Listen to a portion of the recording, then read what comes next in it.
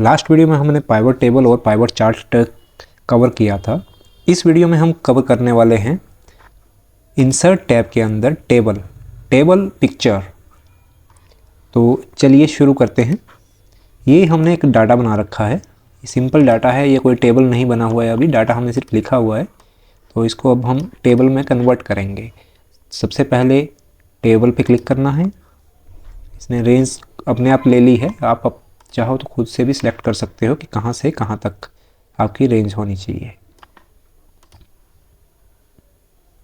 इसमें यहाँ ऑप्शन दे रखा है माई टेबल हैज़ हेडर, मतलब हमारे टेबल में ऊपर हेडिंग है या नहीं है। अगर नहीं होगी तो ये सारे को अलग से हेडिंग दे के कर देगा। अगर इसमें हेडिंग लिखी हुई है हमने ऑलरेडी तो इसको टिक कर देना है, ये ऊपर वाली लाइन को हेडिंग मान के चलेगा। देखिए इसका कलर जो है, ऊपर वाली लाइन का कलर चेंज हो गया। टेबल का होम टैब में भी बता चुका हूँ, फॉर्मेट एज टेबल करना होता है। अभी इंसर्ट से बताता हूँ कि इसको टेबल कैसे बनाया जाता है। अभी ये टेबल पे क्लिक करके हमने ये टेबल बना लिया है।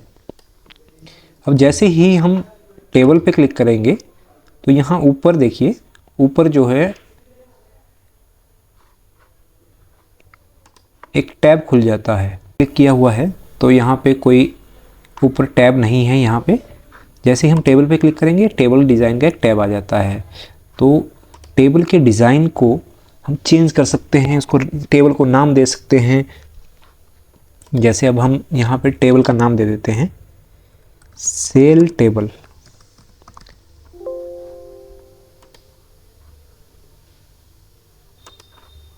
हाँ, इसमें स्पेस नहीं देना होता है, सेल टेबल।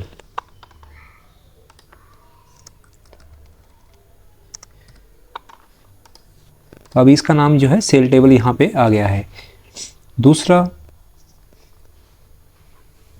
रिसाइज टेबल, इसकी हम रेंज को जो है दोबारा कम ज़्यादा कर सकते हैं कि कहाँ तक देनी है यहाँ से, या फिर ऐसे सिलेक्ट करके भी हम इसकी रेंज को सेट कर सकते हैं कि हमें यहीं तक चाहिए, इतने से बाकी टेबल नहीं चाहिए, इतना ही टेबल चाहिए, तो यहाँ से सिलेक्ट हो जाता है।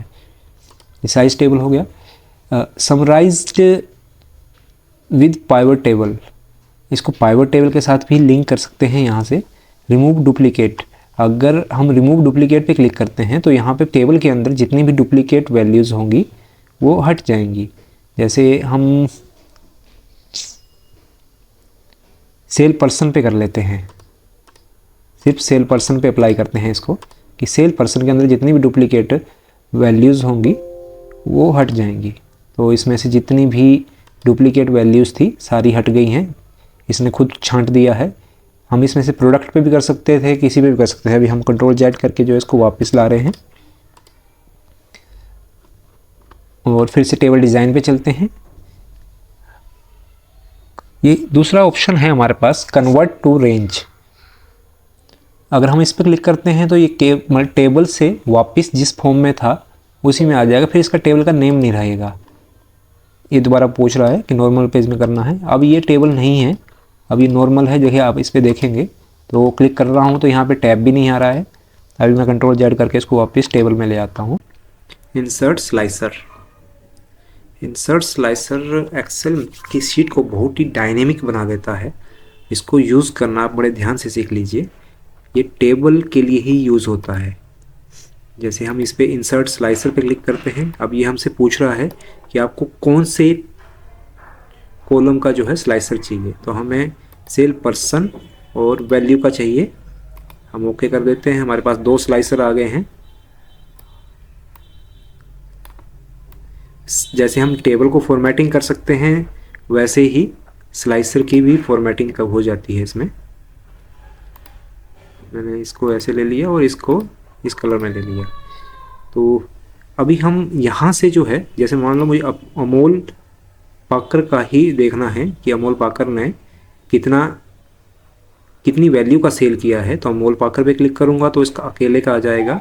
अगर मैं इस पर क्लिक करता हूँ तो सारा आ जाएगा। अगर मुझे किसी 2-3 का देखना है कि इन्होंने कितना कितना सेल किया है, तो मैं जैसे अमोल पाकर पे क्लिक कर दिया, कंट्रोल दबाया, राहुल गांधी पे कर दिया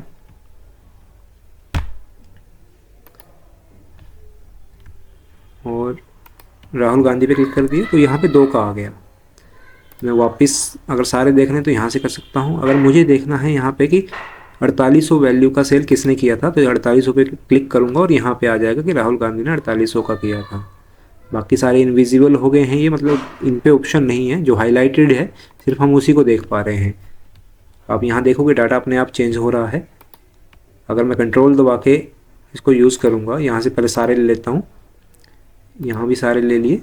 अब मैं किसी एक को सिलेक्ट करता हूँ तो अशोक का जो डाटा है सारा आ गया कि इन्होंने कितनी लैपटॉप बेचे, कितनी चेयर, कितनी टेबल। अब ऐसे ही मुझे दो आदमियों का देखना है कि दो ने मिल के क्या क्या किया, तो मैंने ये दो पे क्लिक कर दिया, तो ये दो आदमियों का जो है डाटा आ गया है हमारे पास। और अगर आपको सब सारे चाहिए तो आप यहाँ से कर सकते हो।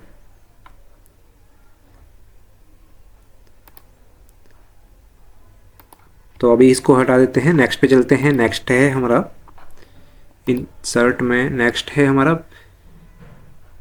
टेबल पे आने के बाद हमारा डिज़ाइन टेबल में एक्सपोर्ट। ये होता है कि अगर आपको अपना डाटा जो है किसी वेबसाइट पे ले जाना है, वहाँ पे शो करना होता है, उसके लिए होता है। ये सारा जो है एक्सटर्नल डाटा के लिए होता है, एक्सटर्नल टेबल डाटा के लिए होता है कि ये डाटा कहीं और शो करना हो तो। उसके नेक्स्ट है टेबल स्टाइल ऑप्शंस।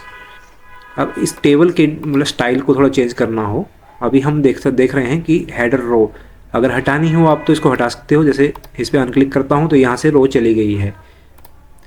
टोटल रो, अगर देखो अभी नीचे टोटल की रो नहीं है, अगर मैं इस पर चेक कर दूंगा, इसको टिक कर दूंगा तो यहाँ पे टोटल आ जाएगा और रो अपने आप आ जाएगी, टोटल करती रहेगी। उसके नेक्स्ट है बैंडेड रो।